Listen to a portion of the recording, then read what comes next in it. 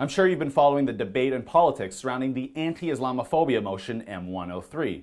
Perhaps you even attended our Freedom Rally in Toronto this week. And did you notice what's been going on in Ottawa among the Liberal and Conservative MPs discussing this motion? Well, to start, there is certainly some divide on the Tory benches. Noted Red Tory Michael Chong has said he is supporting the motion, but qualified that by suggesting as leader he would scrap Canadian hate speech laws. Others like Kelly Leitch and Andrew Scheer have come out completely against the motion and will be voting against it. Meanwhile, other Conservatives have been putting forward an amended motion that discusses all religious discrimination, not just Islamophobia specifically, as M103 currently stands. You may also know that the creator and sponsor of this motion is Liberal MP Iqra Khalid, a Pakistani Canadian, who on Wednesday, as rebels were rallying at Canada Christian College, told reporters that she would not be removing the Islamophobia reference despite the calls from the Conservatives. But that's not the end of that, because I want to show you what Khalid said when she explained why she will not remove the Islamophobia reference. It's absolutely mind-blowing. I will not do so any more than I would speak to the Holocaust and not mention that the overwhelming majority of victims were 6 million followers of the Jewish faith and that anti-Semitism was the root cause of the Holocaust. We cannot address a problem if we fail to call it by its true name.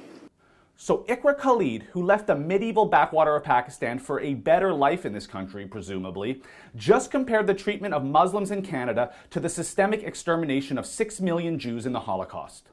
This is the kind of reckless hyperbole, but also latent anti-Semitism that seeks to trivialize the worst genocide in history as simply something similar to what may or may not be a rise in Islamophobia in Canada, a term, mind you, no one is willing to define. I'm not going to stand here and say Canada should end all immigration from countries like Pakistan. In fact, it is a nation that has many persecuted minorities, including Christians and ex-Muslim apostates, who take their lives in their own hands every day by resisting Sharia law and Islamofascism. And I would be more than happy to prioritize those people as refugees to Canada. But what Iqra Khalid and her motion begin to do are to make Canada just a little like Pakistan, where critics of Islam are brutally punished, sometimes by death. Sure, M103 is just a motion to start, non-binding and all, but we've seen the growing and vindictive judicious nature of human rights councils in Canada, and this is just more ammo for the social justice warriors that sit on these kangaroo courts. It also empowers a parliamentary committee to investigate further, all kicking the ball down the road, restricting our freedoms just a little bit more. This motion reminds me a lot of the motions constantly put forward at the UN by the Organization of Islamic Cooperation, the largest voting bloc at the UN, and they seek to pass non-binding anti-blasphemy resolutions.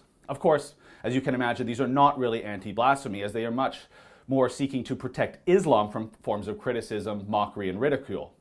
And you can see so many similarities in the globalist nature of the UN and our liberal government in these two motions. Motions that seek to prioritize the hurt feelings of offended Muslims over our constitutionally protected freedom of speech. So I want you to help us show the Liberal Party and Iqra Khalid that we won't stand for this Sharia creep. Go to freedomtooffend.ca and sign our petition. Thanks for watching. You know, M103 is a big issue for Conservatives in this country, so make sure you sign that petition. And so you never miss an update, click subscribe on our YouTube channel.